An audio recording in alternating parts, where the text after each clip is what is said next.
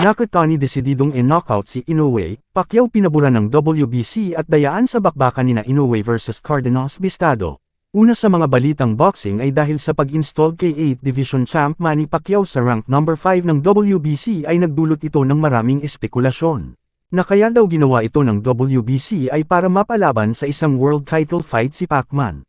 So ang ginawa nila ngayon ay tutuldukan na ni President Mauricio Suleiman ang nasabing isyo at napagdesisyonan na tatanggalin na si Manny para maiwan ang intriga. Dahil malaking insulto ito sa mga top-rated boxers na nakapwesto dahil lumalaban ito sa kapwa malalakas. Pero nakahanap sila ng solusyon at sinasite ang ruling na ang mga former world champion like Pacquiao ay entitled na lumaban sa isang title fight or mapalaban sa nakascheduled na mandatory challenger upon request. Dinidiin ni Suleiman na kailangan pumasa ni Pacquiao sa series of medical at relevant examinations pursuant ng batas ng WBC. Sa ibang balita ay habang nasa kasagsagan ng kanyang training si Nakatani na nakatakdang makipag-unified sa kababayang si Ryosuke Nishida ng IBF this coming June 8 sa Tokyo, Japan.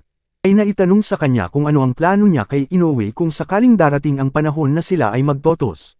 Isang nakakapanindig balahibo na deklarasyon ang kanyang binitawan na hindi knockdown ang kanyang target kundi siguraduhin niyang knockout dahil sa experience ng monster. After gumapang ay makarecover at manalo pa. Sa huling balita ay alam naman ng lahat kung paano pinaluhod ni Cardenas si Inoue sa kanyang huling laban na binalot ng anomalya, pero ang nakapagtataka ay hindi man lang binigyan ng atensyon tulad ng pagtunog ng bell kahit may natitira pang oras upang tapusin ng monster ng Japan.